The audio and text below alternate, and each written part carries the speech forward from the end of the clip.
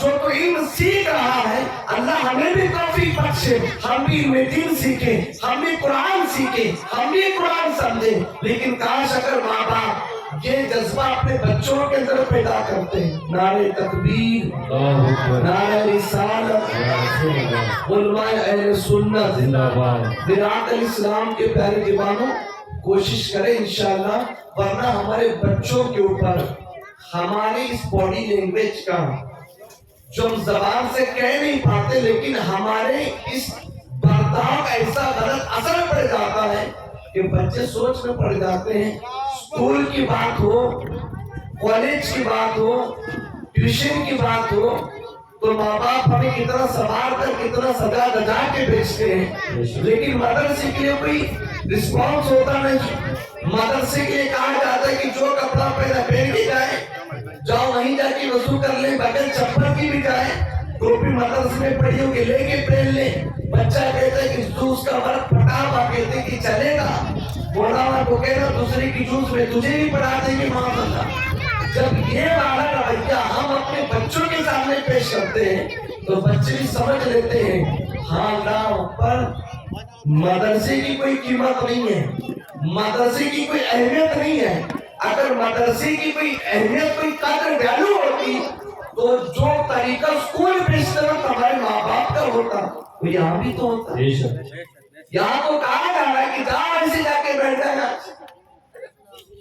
اگر ایک دن بچہ جانے کا انکار کر دے تو کہتے ٹھیک ہے نہیں جانا تو نہیں جانا، کوئی پرواہ نہیں۔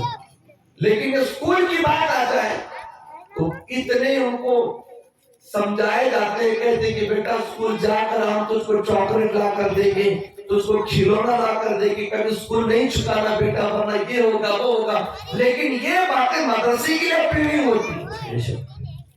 اول وجہ اس کی دو ہیں۔ اول تو یہ کہ خود ماں باپ یا تو اللہ ماشاءاللہ سب کی بات نہیں کرتا، یا تو خود ماں باپ دین کی تعلیم سے آراستہ نہیں ہوتے، جو خود معاذ ان پڑھ ہوتے، جو خود اللہ اکبر جن دین کی تعلیم کو کی پرواہی نہیں ہوتی، جو دین کی تعلیم کو سمجھتے ہی نہیں۔ اگر آج نہیں سمجھو گے تو یقیناً حضور کے فرمان کی روشنی میں جنازے میں لیٹنے کے بعد کو ہر بات کو سمجھنا پڑے گا کہ مدرسے کی شان کیا تھی۔ آپ نے نہیں دیکھا کہ ہمارے مساجد کے امام جب عید کی نماز پڑھاتے ہیں تب پلٹ کر ہزاروں کی محفل کو پوچھتے نہیں کہ بھائی اجازت ہے نماز پڑھانے کی؟ جمعہ کی نماز میں کبھی اجازت امام نے مانگی؟ 5 وقت کی نماز ہمارے مسجد کے امام پڑھاتے ہیں، کبھی پلٹ کر مقتدیوں سے آپ نے اجازت مانگی، کہا کہ اجازت ہے نماز شروع کی جائے؟ کبھی بھی کوئی آئے چاہے نہ آئے وہ تو نماز پڑھتی ہیں، کبھی کسی کو اجازت نہیں۔ ہاں جب نماز جنازہ پڑھانے کی باری آ جائے تب امام پلٹ کر پوچھتا ہے کہ بھائی اجازت ہے؟ کیوں اجازت مانگی؟ حضرت عید کی نماز میں کبھی اجازت نہیں، جمعہ کی نماز میں کبھی اجازت نہیں، 5 وقت کی نماز میں کبھی اجازت نہیں، اس نماز جنازہ کی کیوں اجازت؟ تو امام جانتے ہیں رسول اللہ کا فرمان کیا تھا اور اس وقت میت کی ڈیمانڈ کیا ہے، امام جانتا ہے۔ اس لیے کہ میرے نبی نے فرمایا میت جنازے میں لیٹ کر ایک مطالبہ کرتی ہے، میت بس یہ کہتی ہے میرے ولی کو بلاؤ، میرے ولی کو بلاؤ۔ اس کے مفہوم کے اندر یہ بھی فرمایا گیا ولی سے اس کا ایک مراد یہ بھی ہے کہ میت اپنے بیٹے کو پکار رہی ہے، میت کہہ رہی میرے قرابت دار کو بلاؤ، میرے بیٹے کو بلاؤ۔ کیوں؟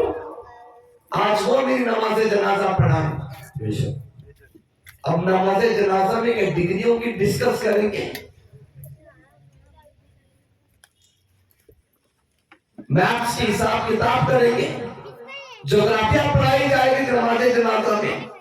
ہم قطعی طور پر اس کے منکر نہیں کہ نہ سکھا، بالکل پڑھائیں دنیائی تعلیم، لیکن یار خاص کر کے جو ہمیں ہماری ذات کو جس چیز سے فائدہ ہے۔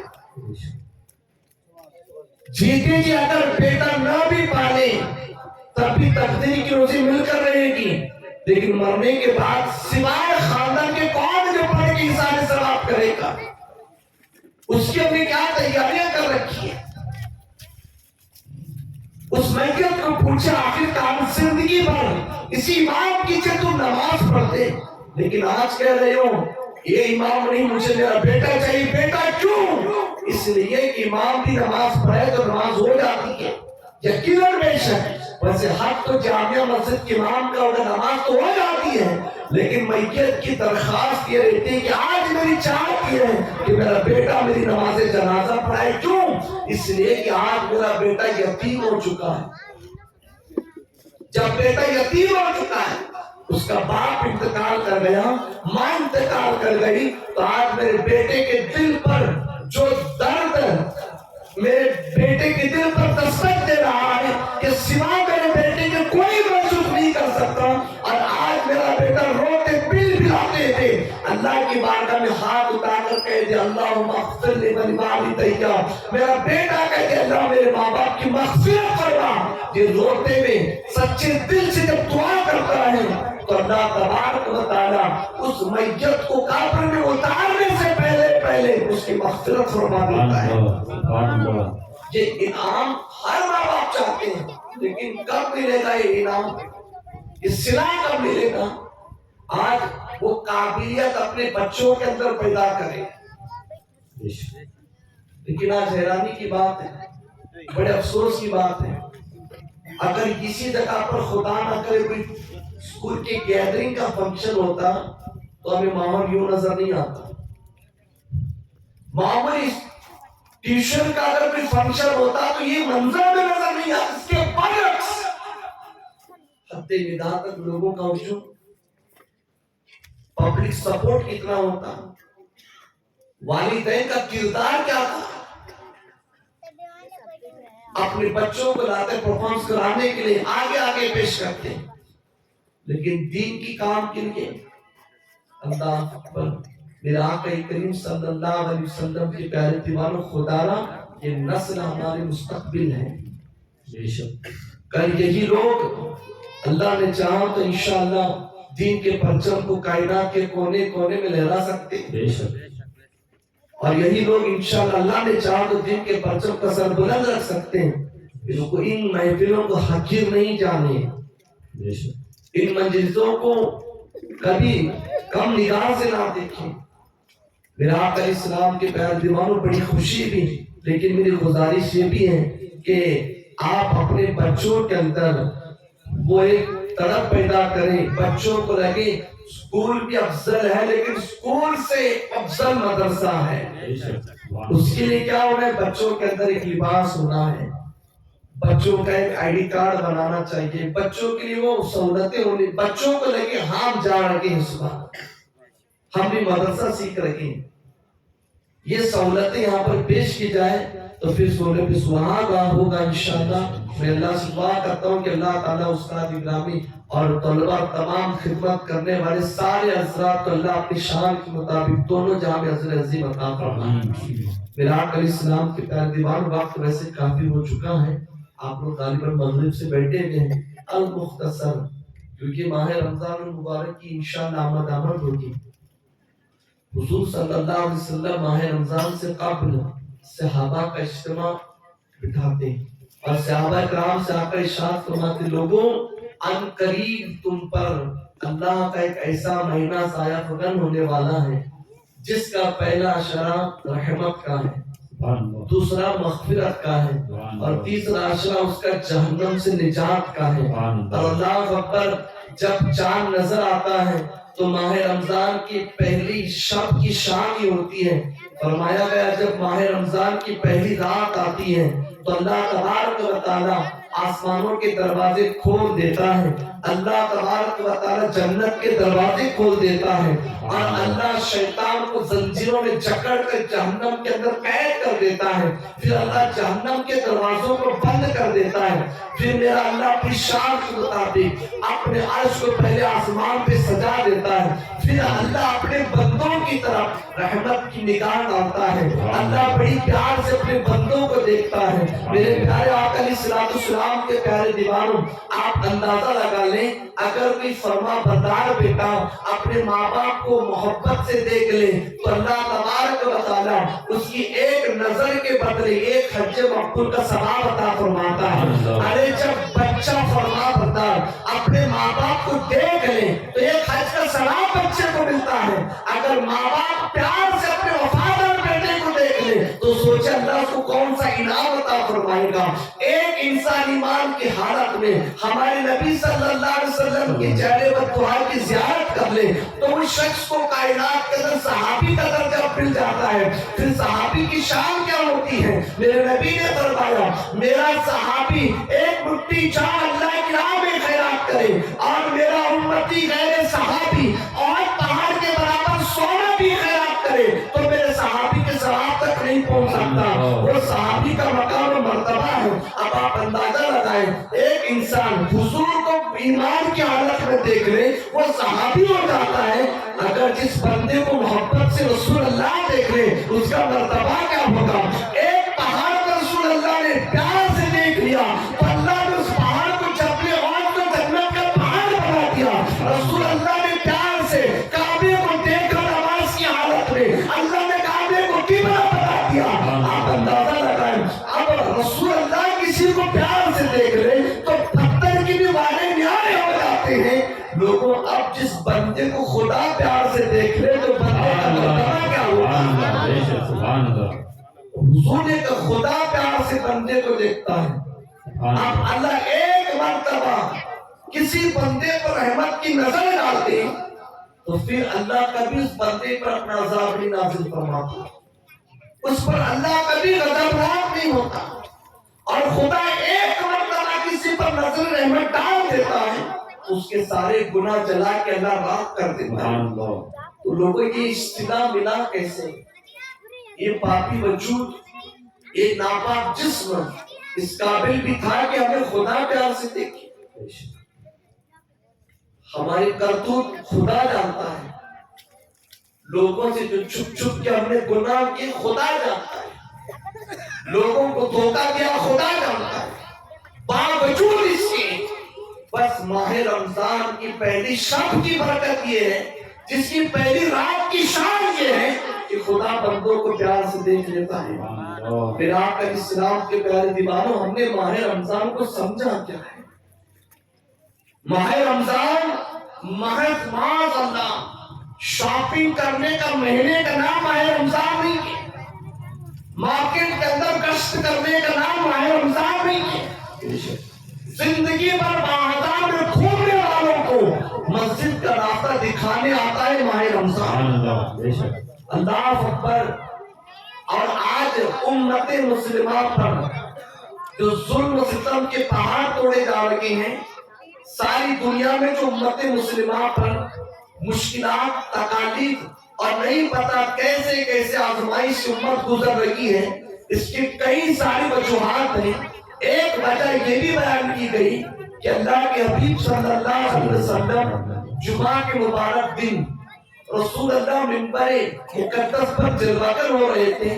سرکار ممبر کے پہلے زیرے پہ قدم رکھتے ہیں اور بلند آواز سے آمین فرماتے ہیں، دوسرے پر قدم رکھا پھر آمین کہا، تیسرے پر قدم رکھا پھر آمین کہا، اور اس کے بعد رسول اللہ نے خطبہ ارشاد فرمایا۔ خطبے سے فارغ ہونے کے بعد صحابہ عرض کرتے ہیں یا رسول اللہ ہمارے ماں باپ آپ کے نام پہ قربان ہو جائیں۔ حضور ہم نے اس سے قبل آپ کو کبھی ایسا عمل کرتا ہوا نہیں پایا، لیکن آج آپ نے خلاف معمول عمل فرمایا۔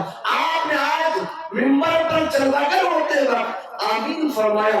سرکار آپ کی نالائن کے صدقے اللہ نے اتنا تو شعور دیا ہے کہ آمین اس وقت کہی جاتی ہے کہ جب کوئی دعا کر رہا ہو۔ حضور ہمیں کوئی دعا تو سنائی نہیں تھی، نہ کسی نے دعا مانگی، پھر آپ نے آمین کہا۔ آپ ارشاد فرمائی کہ کیا بات ہے؟ اب سرکار ارشاد فرماتے ہیں تم نہیں جانتے کہ جب میں ممبر کے پہلے زینے پہ قدم رکھ رہا تھا تو میں نے دیکھا حضرت جبرائیل سترہ چھوڑ کر میرے قدموں میں آ کے کھڑے ہو گئے اور اپنے معصوم ہاتھوں کو اٹھا کر اللہ کی بارگاہ میں بد دعا کرنے لگے، اے اللہ جس نے ماہ رمضان کو پا کر اس کی قدر نہ کی تو اسے ہلاک فرما۔ پھر آگے دو باتیں آپ نے کی، امت یوں ہی ہلاک ہوتی ہے معاذ جس نے ماہ رمضان کی قدر نہ کی۔ اور ہم نے ماہ رمضان کو سمجھا کیا ہے؟ کیا ماہ رمضان اللہ پر نئے لباس پہننے کا نام تھا؟ کیا ماہ رمضان بریانی پکانا، شکر میں پکانے کا نام تھا؟ کیا اس سے پہلے اللہ نے رزق نہیں عطا کیا؟ کیا کبھی شکام شیر ہو کے نہیں کھایا؟ پھر ماہ رمضان کیا ہے جو ہم ماہ رمضان کی اتنی بے قدری کر رکھے ہیں؟ میرے آقا علیہ السلام کے پیارے دیوانوں، جب جب اس قوم نے، اس امت نے ماہ رمضان کی بے قدری کی، تب سے امت کو زوال شروع ہو چکا ہے، تب سے امت ناکامی کا منہ دیکھ رہی ہے۔ میرے آقا علیہ السلام کے پیارے دیوانوں، ورنہ کل تک اس امت کی شان یہ تھی، ان کے جسموں پر پہننے کو مکمل لباس نہ تھا، لیکن ماہ رمضان کی قدر ایسی کی کہ کعبہ بھی ان کے تلووں کا بوسہ لیا کرتا تھا۔ لیکن آج ہم اپنی زندگی کا رونا دنیا کے سامنے رو رکھے ہیں، لیکن کوئی ہمارے آنسو پوچھنے والا بھی نہیں ہے۔ پھر آقا علیہ السلام کے پیارے دیوانوں، اگر کسی کافر نے بھی ماہ رمضان کی عزت کی تو میرا اللہ اسے بھی جنت عطا فرمائے۔ فرمایا گیا کہ ایک شخص جو آگ کا پجاری تھا، اسے کسی مسلمان نے خواب میں دیکھا اور پوچھا کہ اللہ نے تیرے ساتھ کیا معاملہ کیا؟ وہ کہتا ہے کہ مجھے اللہ نے معاف کیا ہے اور اللہ نے مجھے جنت کے اندر جگہ عطا فرمائی ہے۔ اب وہ شخص دیکھنے والا پوچھتا ہے کہ تو کافر تھا، تیرا اسلام سے کیا لینا دینا، تو گیا جنت میں کس عمل سے؟ وہ کہتا ہے کہ بات یہ ہوئی کہ میں تھا آگ کا پرستش کرنے والا، لیکن ایک مرتبہ میں اپنے ننھے سے بچے کے چہرے کو دھویا، صاف کیا، اس لیے کہ ماں باپ جب مارکیٹ میں نکلتے ہیں تو بچوں کو پاؤڈر لگا کر، چہرہ دھلا کر، صاف کر کے، اس کی بالوں کو سنوار کر، اس کو کپڑا پہنا کر بازار میں لے کر جاتے ہیں تاکہ بچہ دنیا کے سامنے اچھا صاف ستھرا نظر آئے۔ اس نے بھی یہ عمل کرتے ہوئے، بچے کے گالوں کو بوسہ دیتے ہوئے، بچے کو پیار کرتے ہوئے وہ مارکیٹ میں لایا، اور بازار میں لانے کے بعد وہ کہیں سے کچھ سامان خرید رہا تھا تو دیکھا ایک کھانے کی اشیاء نظروں کے سامنے آ گئی۔ اللہ اکبر، اس ننھے سے بچے نے اس کھانے کی چیز کو اپنے ہاتھ میں اٹھایا اور اٹھا کر اس نے اپنے منہ میں ڈال کر چبانے لگا۔ اب جیسے باپ کی نظر بیٹے پر پڑی کہ بیٹا یہ کیا کھا رہا ہے، اب جیسے بچے کو کھاتا ہوا دیکھا، اس نے انہی گالوں پر، جن گالوں کو چوم کر بازار لایا تھا، انہی گالوں پہ تمچے مارتا ہے، اور بچہ روتے روتے کہتا ہے ابا مارنے کی وجہ کیا ہے، بابا مار کیوں رہے ہو، میں نے کون سی غلطی کر لی ہے؟ تو باپ کہتا ہے شرم نہیں آتی تو یہ ہم بازار میں آ کے کھاتا ہے؟ تو بیٹا کہتا ہے کہ پہلی بار تو نہیں کھانا، ہمیشہ کھاتا ہوں، پہلے تو نہیں مارا لیکن آج کیوں مارا؟ باپ کہتا ہے نادان، نہیں معلوم یہ رمضان کا مہینہ ہے اور تو رمضان کے مہینے میں کھا رہا ہے۔ باپ بیٹا کہتا ہے رمضان کا مہینہ تو ہوگا مسلمانوں کے لیے، لیکن آپ بھی تو گھر کے اندر کھا کر ہی آئے۔ تو باپ کہتا ہے کہ ہاں بیٹے میں بھی ضرور کھایا، لیکن یہ بازار مسلمانوں کا ہے، یہ بازار مسلمانوں کا ہے، اور تو یہاں پر آ کے کھایا، میں تو ان سے چھپ کے کھایا، اور تو ماہ رمضان کے اندر مسلمانوں کے سامنے کھایا، اسی لیے مجھے غصہ آیا، میں نے تجھے مار دیا۔ بس اس نے ماہ رمضان کی اتنی سی قدر کی، اور یہی ادا اللہ کو اتنی اچھی لگی، اس کے موت کے بعد اللہ نے اسے کلمہ پڑھنے کی توفیق عطا فرمائی، پھر اس کے سارے گناہ معاف کر کے اس کو اللہ نے جنت میں مرتبہ عطا فرمائی۔ آپ لوگوں اس کا دوسرا رخ بھی تو دیکھنے، کوئی مشرک ماہ رمضان کی عزت کر کے جنت پا سکتا ہے، اور ہمیں بڑی امید اور آس لگی گئی، لیکن اپنی امید یہی ہے کہ شفاعت رسول اللہ کی ہوگی تو جنت ملے گی انشاءاللہ۔ ان کی شفاعت کے بغیر تو اپنے اعمال کے معاملے کے اوقات کے ہماری عبادتوں کی، لیکن یاد رکھنا قیامت کے دن اللہ کے حبیب صلی اللہ علیہ وسلم اپنے امت کے ان گنہگاروں کے قریب آتے ہیں اور آ کر ان کی شفاعت کی رسول اللہ دعا کرنے والے ہوتے ہیں. اب حضور ان کے لیے دعا کرنے والے ہوتے ہیں. اللہ فرماتا ہے کہ حبیب آپ ان کے لیے دعا کر رہے ہیں شفاعت کی جن کی خلاف رمضان اور قرآن کھڑے ہیں، جنہوں نے رمضان اور قرآن کا حق مانا ہوا. حبیب کیا اس کی بھی شفاعت کریں گے؟ ماہ رمضان کی بے قدری کر کے رسول اللہ کی شفاعت کے ہم منتظر ہیں. اور ماہ رمضان کے اندر مسلمانوں کا حال دیکھیں آج اللہ اکبر، کتنے نوجوان ہیں جو ماہ رمضان کے روزے قضا کرتے ہیں، کمانے کے نام پر، جمانے کے نام پر. ہر شخص سے پوچھیں کہ آپ نے روزہ کیوں نہیں رکھا تو یہی جواب ملے گا کہ عید کی تیاری کرنی ہے، عید کے کپڑے خریدنے ہیں. کل تک تنہا تھے، آج بیوی ہیں، بچے ہیں، ماں باپ بھی ہیں، سب کے لیے ہمیں کچھ نہ کچھ کرنا ہی ہے، ورنہ عید کہاں سے ہوگی؟ اے مسلمانوں، کیا ہم نے معاذ اللہ ایک جوڑے کپڑے کی خاطر روزوں کو قضا کیا اور ماہ رمضان کے روزے قضا کر کے بھی ہم امید رکھتے ہیں کہ ہم جنت میں جائیں گے؟ حضور ارشاد فرماتے صلی اللہ علیہ وسلم تمہیں پتا ہے ماہ رمضان کی ایک روزے کی شان کیا ہے؟ حضور کیا ہے؟ آقا نے فرمایا اگر کوئی شخص بلا اجر شرعی ماہ رمضان کا ایک روزہ قضا کرتے پھر ساری زندگی روزہ رکھے تب بھی وہ ماہ رمضان کے روزے کی برکت کو نہیں پا سکتا. ساری زندگی روزے رکھنے، لیکن آج ہم بس کپڑا کپڑا. حضرت عمر بن عبد العزیز رضی اللہ تعالیٰ یہ اس امت کے پہلے مجدد ہیں. آخری بات اس پر اپنی گفتگو میں ختم کر دو انشاءاللہ کہ حضرت عمر بن عبد العزیز جب آپ امت کی خدمت کرنے کے لیے اللہ نے آپ کو شرف عطا فرمایا، آپ نے پہلا اعلان یہ فرمایا اپنے گھر کے اندر اپنی بیوی سے فرمایا کہ سنو، میں اور بادشاہوں کی طرح تیرے باپ تیرے بھائی کی طرح امت کے اوپر حکمرانی نہیں بلکہ میں امت کی خدمت کرنے کے لیے یہاں پر معمور کیا گیا ہوں، اور اگر تم میری نکاح میں لینا چاہتی ہو تو میری کچھ شرائط اس کو مان لے تو تمہیں اپنی نکاح میں رکھو ورنہ میں تمہیں طلاق دے دوں. کیا آپ کی شرائط ہے؟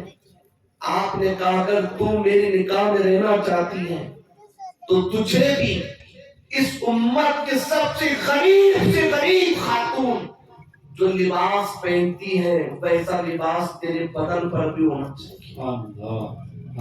ایسا نہیں کہ میرے نبی کی امت کی عورتیں بوسیدہ پھٹے غربت کی وجہ سے پھٹے پرانے لباس پہنے اور تو ان خواتین کے سامنے اچھے لباس پہنے کہ میری غیرت کو گوارا نہ کی. اس نے کہا ٹھیک ہے، میں ساری زندگی آپ کی قمیص پہن کر گزاروں کہ مجھے اپنے نکاح سے جدا نہ کریں. کہا تو چلو سارا سونا جتنے بھی تمہارے پاس گہنے ہیں سب اللہ کی راہ میں خیرات کرتے ہیں. غریبوں نے سارا سونا خیرات کیا، سارے کپڑے لتے سارے جو کچھ تھے سب غریبوں نے صدقہ کیا. اب جسم پر ایک لباس پہن کر خاتون کھڑی ہے، انہوں نے بھی شاہی لباس اتارا، سب اللہ کی راہ میں خیرات کیا، جتنا مال تھا سب بیت المال میں جمع کیا. اب اس کے بعد آپ نے اللہ تبارک و تعالیٰ نے آپ کو اولاد کی نعمت سے نوازا، لیکن بچے کچھ بڑے ہوئے. ماہ رمضان کی عید کا دن قریب تھا، بچے آج دربار میں حاضر آتے ہیں اور وقت کے بادشاہ عمر بن عبد العزیز رضی اللہ تعالیٰ عنہ کی خدمت میں آ کر بچے اپنے پھٹے پرانے لباس کی طرف اشارہ کر کے اپنے باپ سے عرض کرتے ہیں، کہتے بابا میرا لباس یہاں سے پھٹا ہوا ہے، یہاں سے پیبند لگا ہوا ہے. کہا آپ چاہتے کیا ہو؟ کہا ہم دیکھ رہے ہیں ہمارے شہر کے غریب سے غریب بچے بھی نئے نئے لباس لے کر آ رہے ہیں، اس لیے کہ وہ عید کی تیاریاں کر رہے ہیں، بابا آپ یا ہمارے کوئی نیا لباس ہی لے لیں۔ اتنا بچوں کے بدن پر پھٹے لباس اور پوشیدہ لباس کو دیکھنے کے بعد کس باپ کا جگر ہوگا جو کانپا نہیں ہوگا، کس باپ کی آنکھ ہوگی جو نم کی ہوگی۔ لیکن عمر بن عبدالعزیز اوروں کے بچوں کی تکلیف کو دیکھ کر خود رویا کرتے، جو اپنی اولاد کی اس معاملات کو دیکھ کر کتنا آپ کا دل بے قرار ہوا ہوگا۔ آپ نے بچوں کی طرف سے نظر ہٹائی اور اس وقت کا جو خزانچی تھا آپ نے اس کو قریب بلایا اور پوچھا کہ بتاؤ تم نے اس ماہ کا مکمل تنخواہ مجھے دے چکے ہو؟ وہ بندہ کہتا ہے حضور ساری تنخواہ تو آپ لے چکے۔ کہا ٹھیک ہے، میں یہ چاہتا ہوں کہ آنے والے مہینے کی تنخواہ مجھے ایڈوانس میں دے دیں تاکہ میں اپنے بچوں کے لیے کپڑوں کا انتظام کر سکوں۔ اللہ اکبر، وہ آپ کا غلام تھا، آپ بادشاہ تھے، امیر مومنین تھے، لیکن اللہ اکبر آپ نے کبھی ان پر حکومت نہ فرمائی، آپ نے امت کی خدمت کی ہے۔ آپ نے اس شخص سے فرمایا اللہ اکبر ایک مہینے کی تنخواہ ایڈوانس میں دو تاکہ میں اپنے بچوں کے لیے نئے کپڑوں کا انتظام کر سکوں۔ لیکن اللہ اکبر وہ بندہ کہتا ہے حضور میں بھی آپ کا غلام ہوں، خزانے آپ ہی کے ہیں، لیکن آپ اگر اجازت دے تو ایک بات عرض کرنا چاہتا ہوں۔ کہو کیا بات ہے؟ وہ بندہ کہتا ہے میں ضرور ایک مہینے کی تنخواہ ایڈوانس میں آپ کو دینے کو تیار ہوں، لیکن آپ ایک مہینہ زندہ رہنے کی ضمانت مجھے لکھ کر دیتے ہیں، لکھ کر دیں کہ آپ ایک مہینے تک زندہ رہو گے۔ یہ وقت کا بادشاہ کہہ رہا ہے۔ جب یہ بات سنی تو آپ کی آنکھوں سے موٹے موٹے آنسو نکلنے لگے۔ آپ اس جوان کے قریب گئے، اس کی پیشانی کا بوسہ لے کر کہا جس وقت بھی دنیا کو تنخواہی باقی رہے تو اسی طریقے سے اللہ رسول کا خوف میرے دل میں پیدا کر کے مجھے صراط المستقیم پر قائم رکھتا رہے۔ پھر اپنے بچوں کی طرف متوجہ گئے، بچوں کا اپنے سینے سے لگایا اور کہا یہ سوچ بیٹو تمہاری کب سے آ گئی کہ نیا لباس پہنے تو عید ہوگی، نیا کپڑا پہننے سے عید ہوگی؟ بچوں کیا تم نے اپنے پیغمبر کی اللہ اکبر داستان کو بھلا دیا؟ کیا تم نے نہیں دیکھا رسول اللہ صلی اللہ علیہ وسلم کی شہزادی امی جان سیدہ فاطمہ الزہرا رضی اللہ تعالیٰ عنہا کے مقدس وجود پر جو چادر تھی اس پر بھی پیغمبر لگے ہوتے، کبھی اہل بیت نے نیا لباس عیدوں میں نہیں پہنا ہوگا، اکثر یہ اور تمہارا غلام کیسے آئے کہ تم نیا لباس پہنو؟ سنو یہ اوروں کی عیدیں ہوگی جو نئے لباس پر کنڈیشن کے اعتبار سے ان کی عید ہوگی، لیکن ہم مومنوں کی عید نیا لباس پہننے میں سے نہیں اچھے کردار سے ہوتی ہے۔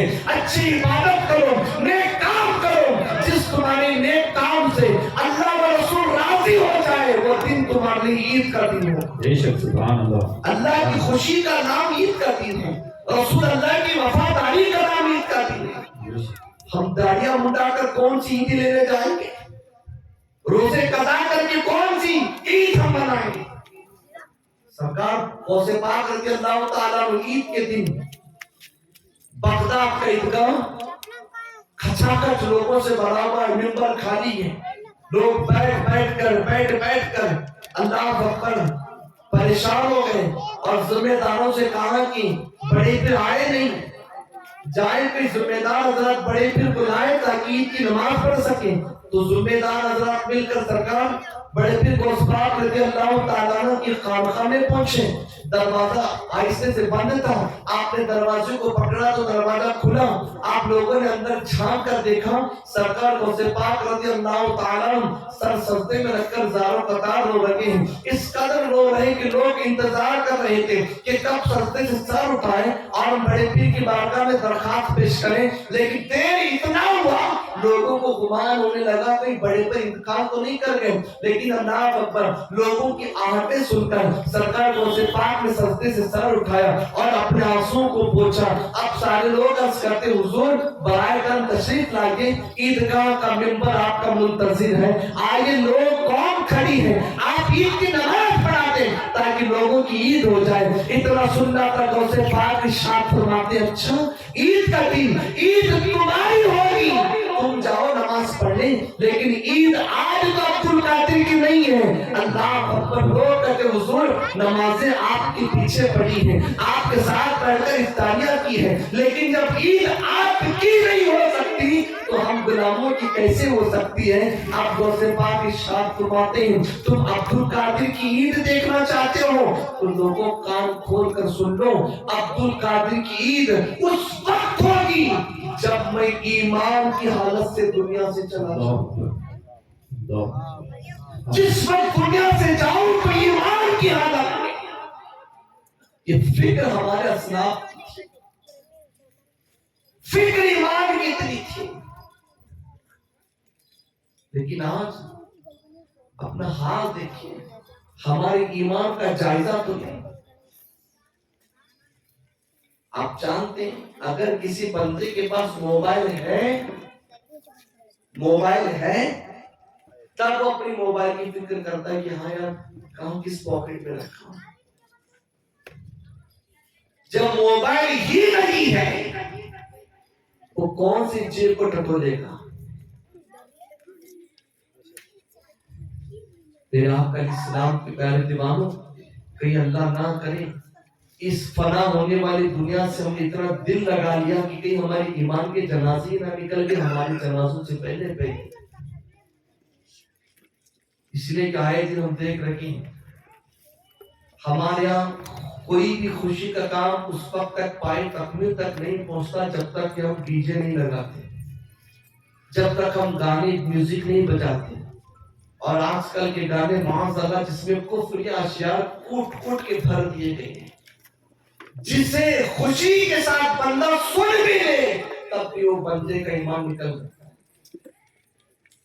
आज कौन सा घर ऐसा है बिल्ला माशाअल्लाह, कौन सा मोबाइल ऐसा है जिस पर ये खराबात ना होते हैं।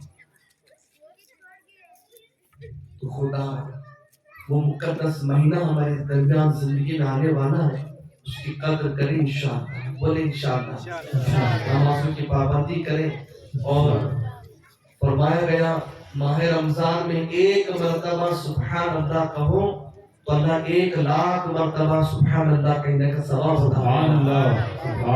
नफल का सवाब फर्ज के बराबर, फर्ज का सवाब 70 गुना ज्यादा बढ़ा दिया जाता है। फिर खुलूस ज्यादा हो तो अल्लाह बेहिसाब उसको सवाब अता फरमाता है। कोशिश करें माह रमजान की कद्र करें इंशाअल्लाह तबारक व तआला।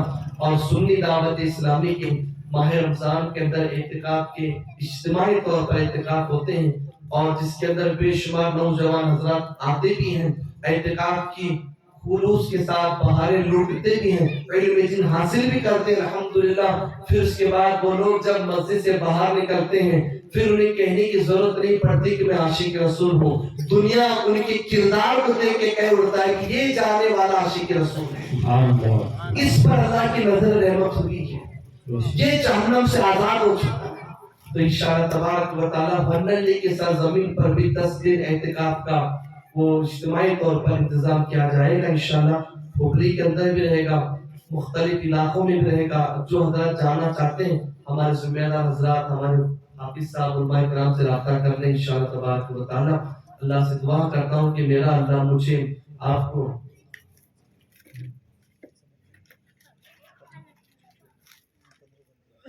अच्छा 15 रमजान से यहाँ पर गौसिया मस्जिद के पास जो मदरसा है मदरसा गरीब नवाज रहे वहाँ पर समर कैंप का भी इंतजाम किया गया माह रमजान में।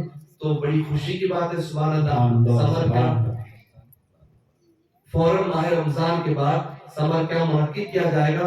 تو میری آپ سے گزارش ہے چھٹیوں کا بھرپور فائدہ اٹھائیں انشاءاللہ تبارک و تعالیٰ، اور خوب اپنے بچوں کو علم دین سے آراستہ کرنے کی کوشش کریں۔ اللہ سے دعا ہے کہ اللہ کہنے سننے زیادہ مجھے آپ کو عمل کی توفیق عطا فرمائے، میرے بولنے آپ کے سننے میں کوئی غلطی بھی اللہ اپنے فضل سے معاف فرمائے۔ استغفر اللہ ربی من کل ذنب و خطیئۃ واتوب الیہ، لا الہ الا اللہ محمد رسول اللہ صلی اللہ علیہ وسلم، وما علینا الا البلاغ۔ السلام علیکم ورحمۃ اللہ وبرکاتہ۔ سبحان